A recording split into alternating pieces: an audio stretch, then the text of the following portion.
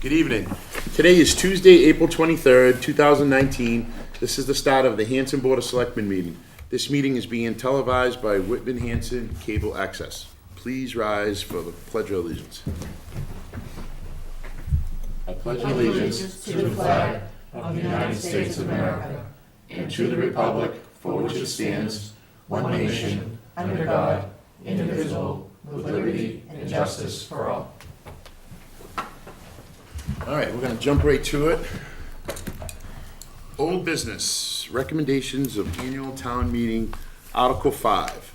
Article 5 is our budget. So I put this on the agenda because we had it on last week, and I just left here feeling a little guilty because, you know, we have our financial team and Mary and Mike that work really hard to prepare our budget. And then, you know, we have Todd that works really hard balancing the budget. And we didn't recommend it because, well, we didn't vote at all because of the school. They recommended that 6.5 was the assessment for the school. And I just really feel that, you know, that's what they say what we can afford. They do a great job. Todd stood in front of us. And I just think that we should support our team and recommend the budget. So I put this back on, just hopefully that you guys will reconsider recommending the budget. Yep. So can we just walk through, I do appreciate your heartfelt sentiments, and of course, we appreciate the financial team too, and it was absolutely no statement about their abilities or the effort that they've put forth. But I think, I can only speak for myself, the reason I was hesitant to vote on it was I just felt like the ball was still in play with the district, but if we kind of go with where you're going with this, which is like, this is where we're at right now, this is what we know what we can afford, and we have not yet been given anything other than the assessment that we got in writing for the 12.5 last week. We haven't been given anything to respond to. So if we vote this budget in with the 6.5, then the next step would be, presumably, there's still some negotiating, if you will, or sharpening of the pencil, as they like to say, with the district and then with Whitman. And so this does not preclude any change in that. It just sort of signals, this is what we're comfortable with. You're going to have to come to us and explain if you need more, why you need more, and we'll go back and see what we can do with it. But it doesn't mean that discussion's off the table. Right. Okay. Anybody else comment on that? The only thing I want to mention, this budget is completely the same as you've seen in the last several weeks. However, there has been one change, rather insignificant, but I certainly want to make sure you're aware of it. The Finance Committee's reserve fund has been moved from $90,000 to $100,000, a change of $10,000 per their request. It was certainly within the ability to make that change. So, And I just thought of what the other one was. oh, And they increased that using some funds from the Norfolk Aggie that's line. right. They dropped. It's in the educational fund. That one is based on 5 students attending. We don't have the applications in yet, so we never know. So we can afford to give 10,000 out of that line. So it's Now, just but we might Now, not. But we should be all right. it can be readdressed in the fall I if need attended be. the FinCom meeting, and it seems to me as though they made a couple of other. They made some recommendations. They've made and some- recommendations that they would bring forth on town meeting floor. However, the budget that we have, technically, to what you're referring are articles that the Board of Selectmen have already supported, namely the articles for the transfer station and for the Recreation Department. So the board, going through the warrant itself, not the budget, has already approved the way that they've already approved them, and the FinCom has a plan to go before town meeting and try to make some adjustments to that. Okay, but what they voted last week isn't translating to us having to change our vote. No. We voted on what was in place at the time. So they voted not Okay. to recommend those 2 articles. They voted to actually, they're going to make some amendments. They're going to ask to make some amendments on the floor to how those are funded and to the amount they're funded. But that's a FinCom objective. It really doesn't change from, change the position that the Board of Selectmen took already. Will they be talking through that solely at town meeting, or when we do the walkthrough too? They'll talk about it at the walkthrough as well. Okay, okay. And I was working with Todd today on this and trying to avoid doing an amendment on the town meeting floor, which causes some confusion. What we did is working with the informational budget that has extra information in addition to what was been posted. The posted warrant is the official warrant. When we go to town meeting, we put in an extra column in the enterprise accounts showing FinCom's recommendation and how they arrived at their recommendations. They don't want to fund either one of the enterprise funds using taxation. So we put their column in so everyone can read it, clearly understand what's Okay, that's a right good in idea. front of them.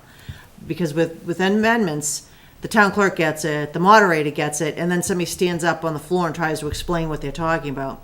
This will be a visual. They can see what Recreation and the Board of Health presented and requested, and then you can see what Finance Committee is recommending, and then people can vote Okay. from there, so make it a Yeah, little that, bit I think clearer. that's gonna be helpful, because it is 'Cause you're- confusing. Yeah, Yeah. absolutely. Okay, so given that, I don't have a problem with where you're going, Kenny. Anybody else?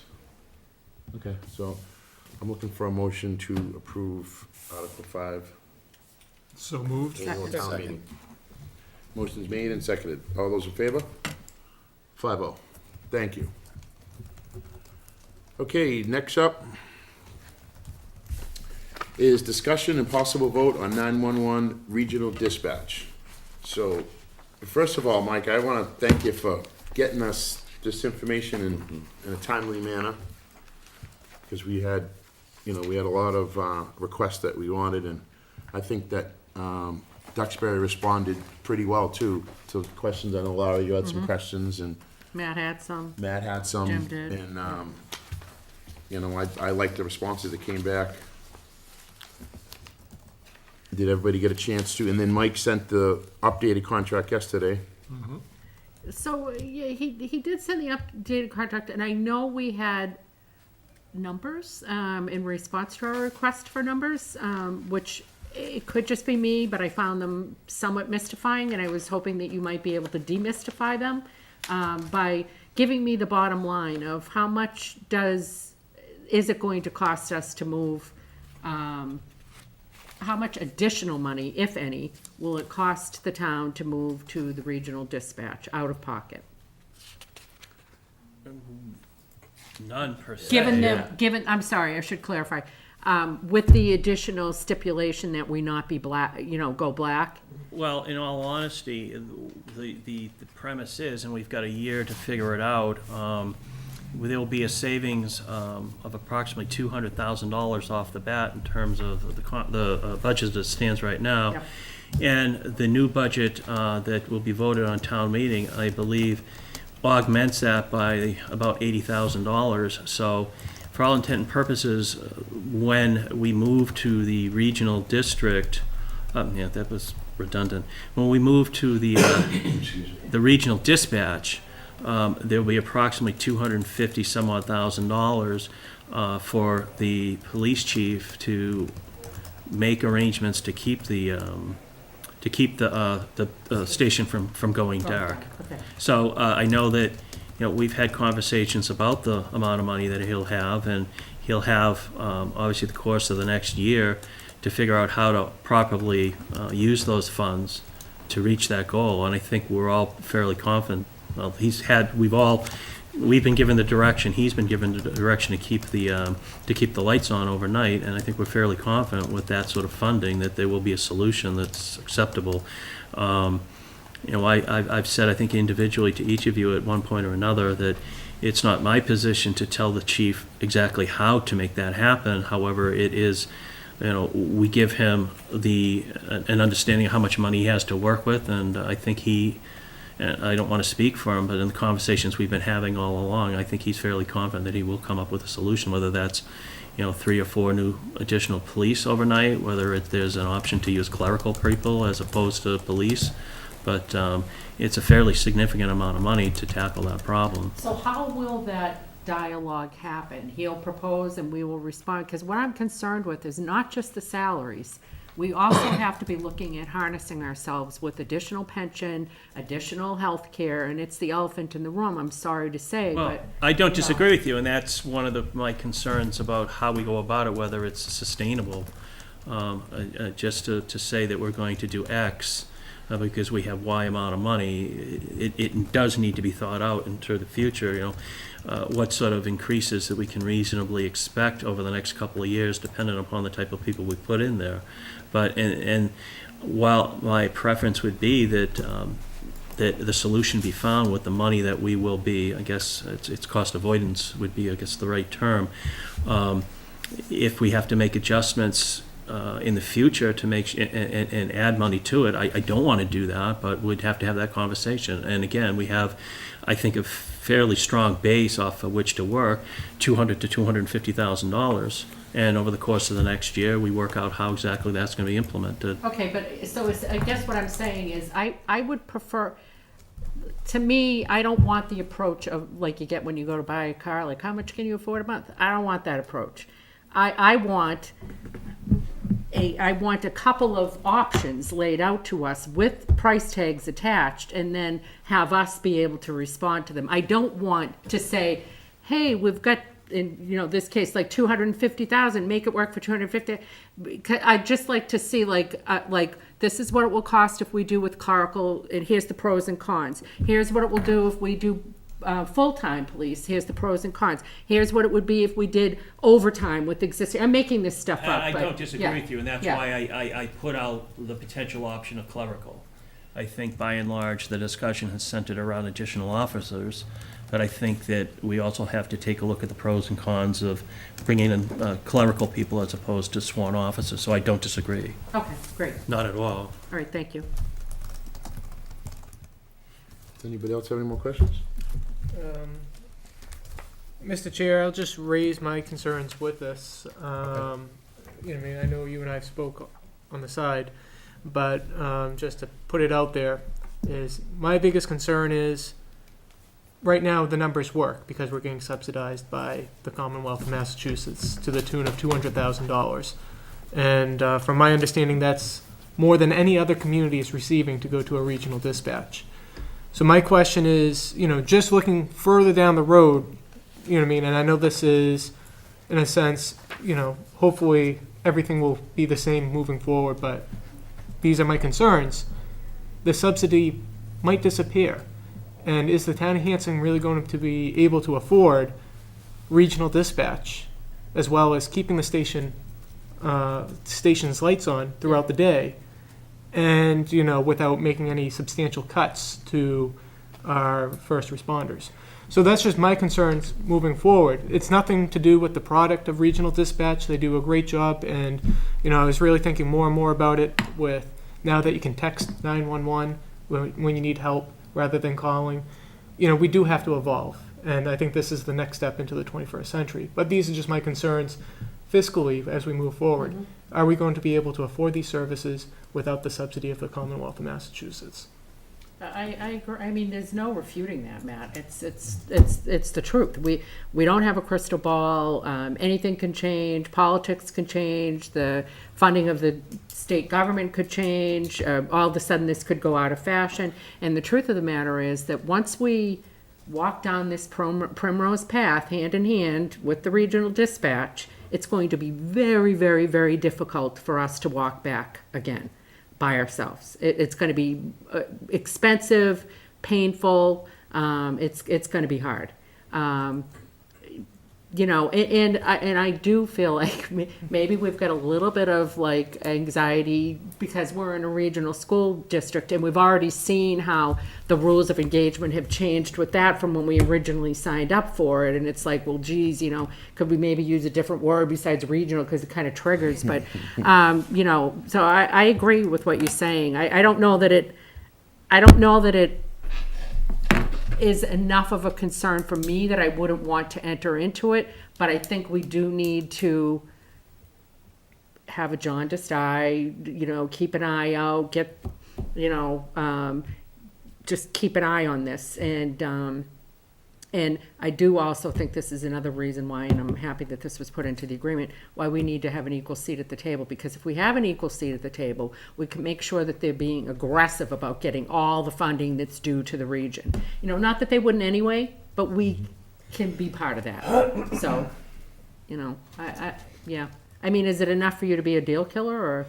No, no. You know, I mean, it's just Yeah. one of those things where it's like, you know, when I was walking down the hill today, it was like, you know, what's the difference between the regional schools district that we have right now? All that can change. Local aid can change. And, Yes. you know, discussions with Mike, you know, C-cuts, you know, nothing is permanent, unfortunately, in government. So, you know, I mean, it's not a deal breaker for myself, Yeah. but it's just something that I just wanted to get off my chest before entering in and just making sure that people at home realize that we're not just looking at the right now, but we're also looking further down the road.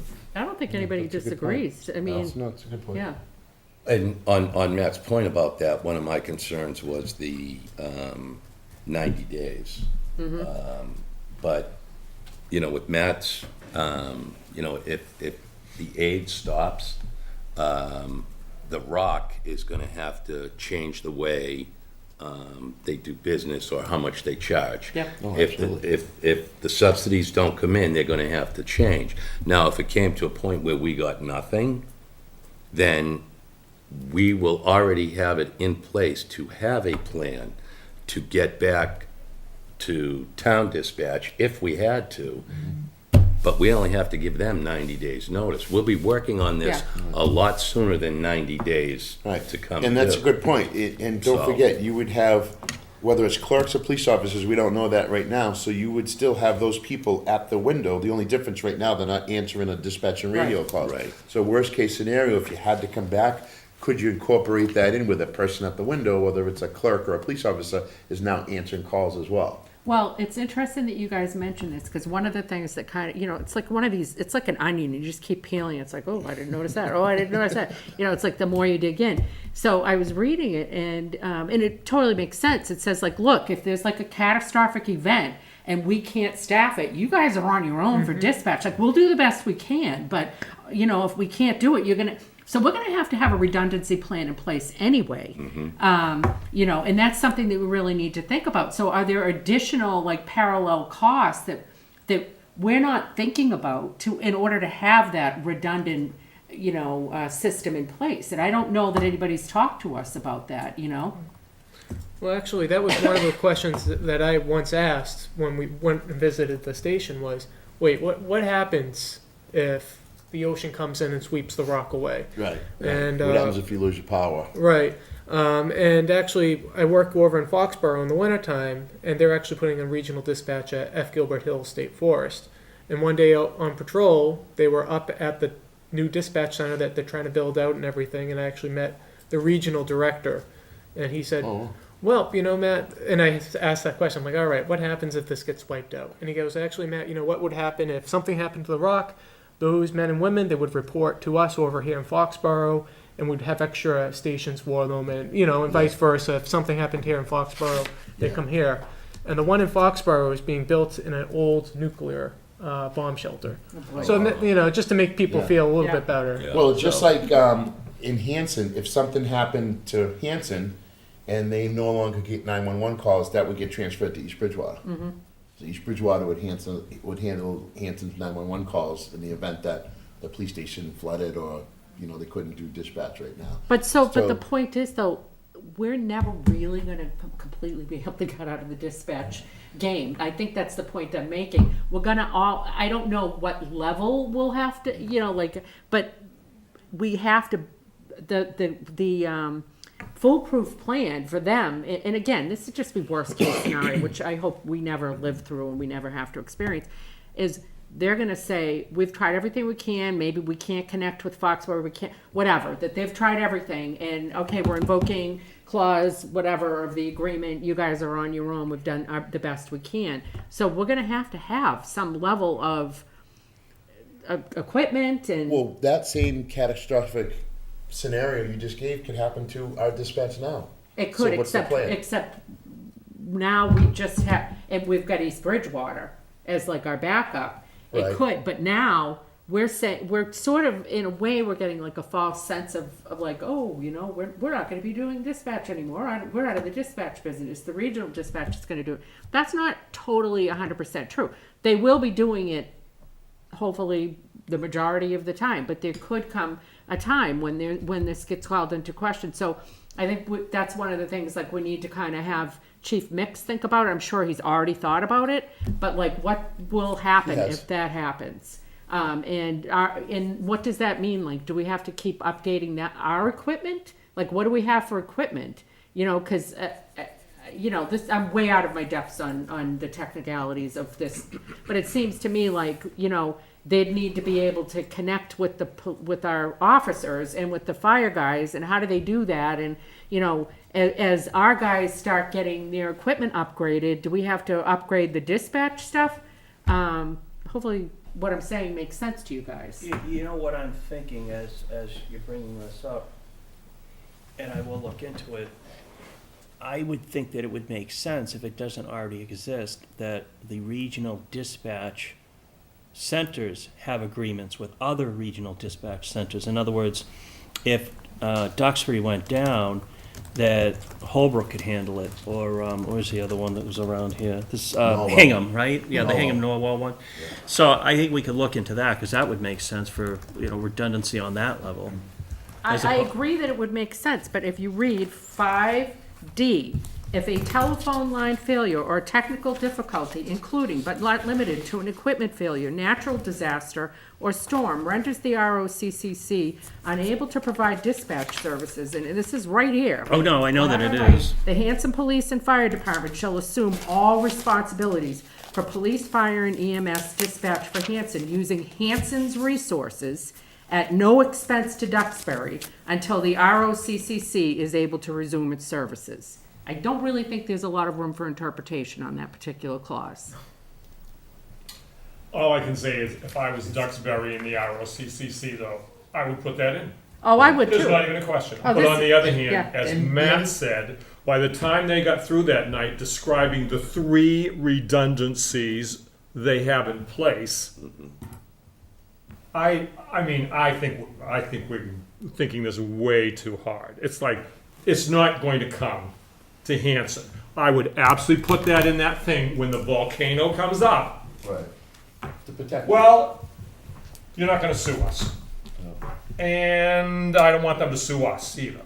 But realistically, there's so much more redundancy in place with a rock than there is with Hanson's simple dispatch right now. And I It's think like, you guys are bringing up a lot of good questions, a lot of good points, but I don't think we'll ever have the answers to all these questions. Well, I do need to just know, and I believe Chief Mix has, but that, I just need somebody to say, yes, Chief Mix is on this. He knows this. Oh, And we will have this covered in the event that of a this- disaster. This exact paragraph right there that you just read, Yeah. Chief Mix is very aware of that. Great. In fact, that was on an email, Yeah. you know, 6 weeks ago. So, Okay, yes, great. absolutely. Like that much I can tell Actually, you. I think that was one of his first concerns. Tell you the honest to God truth. Yeah, he hasn't missed anything on him. Okay. The big concern was, you know, Duxbury being so close to the coast and having issues every once in a while that we don't necessarily have inland, so. I agree with Wes. I mean, it's clearly like, hey, Duxbury's not owning this. Don't even look to Duxbury. You guys aren't going to be able to sue us. We're just like the host community. Liability Yeah. purposes. But Anybody else have any more questions?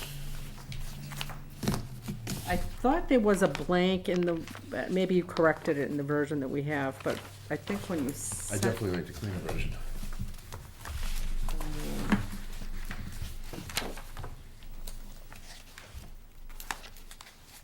And I think when you're ready to sign it, I think we need to change the pagination on it, 'cause Yeah, you said that last week. I just don't like how the signature pages are set up. And they only have 3 lines for for us selectmen. So we, Yeah, no, they get 5 now. Now they- We're all Oh, on they it. do? On the- Yeah. Did you get the Actually, Monday's copy? either they did They it or sent I a new did it. one yesterday, you- Mary. oh, you must have done it. I 'Cause may, this is- I this is- think I might have done it. I don't even remember now, but I remember you bringing that up last time we were doing Oh, this. okay. And I remember specifically either asking him to change it or changing it myself, so. Yeah, you did bring it Yeah, up, see, Mary. this 'cause is- I didn't notice it There's until you two said different it. pages Yeah. of it. This one they This corrected. one. Oh, so you fixed it, Yeah, okay. yeah. All right. I believe I did. I lose track. I think I And was on Jim, the to your 16th. point about, and Matt, it's pretty clear that if the grant funding, evaporates or deteriorates, we're on the hook. We're on the hook. Yeah.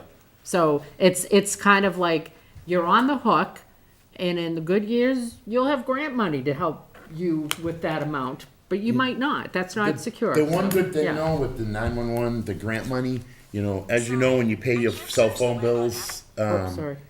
you have that fee on there that's earmarked for 911. Yeah, So the state would literally have to go, now, we're just gonna just take all that Yes. money. Yeah. Not like it's something where the state says, hey, look, we've been funding that, we're just gonna cut it. I So- think there'd be an uprising anyway, because honestly, they're pushing a lot of towns to the regional, so you can't all of a sudden start, eviscerating the budget. At least one would hope There's not. one correction that needs to be made. I'm fine, I appreciate the change being made about, Mike, about us having, that they're going to work towards, getting the district in place where we'll have a seat at the table during the course of this agreement, so I appreciated that being put in there. But they didn't really have an issue with it. They were comfortable doing that. So if nobody has any Yeah, more I think we should- questions, Yeah, you're right. I'm looking for a Got an issue motion with that. to accept and approve the intermunicipal agreement between the towns of Duxbury and Hanson, Massachusetts regarding an emergency dispatch system. So moved. Second. Motion's made and seconded. Are there any more questions? All those in favor? 5-0. All right, so I would just like to thank a few people. The first people I'd like to thank is our dispatch union. This group has had to endure these talks for over the past year.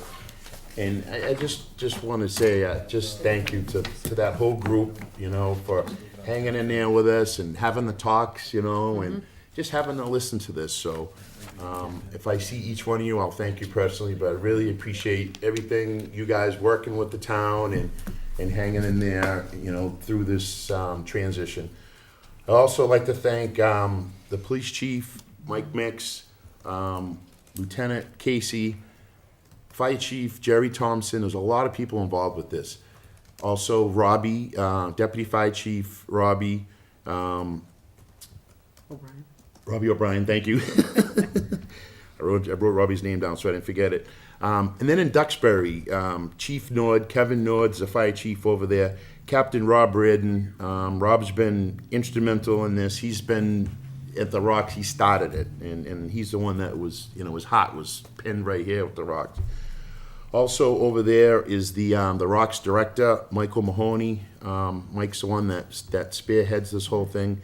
And then the last person that I'd like to thank is Frank Pozniak. Frank is the executive director of the state 911. So Frank was the one that was generous enough to make that decision and giving us that grant money of the $200,000. And I'd also like to thank this board here. It was a long process. I truly believe we made the right decision for the town of Hanson and public safety, and I just want to thank you guys. And of course, Mike and Mary. And Mike and Mary, yes, yeah, Mike is involved a little bit, so, yes. All right, and after that, I'm looking for a motion to adjourn. So moved. Second. Motion's made and seconded. All those in favor? 5-0. Good night. Thank you.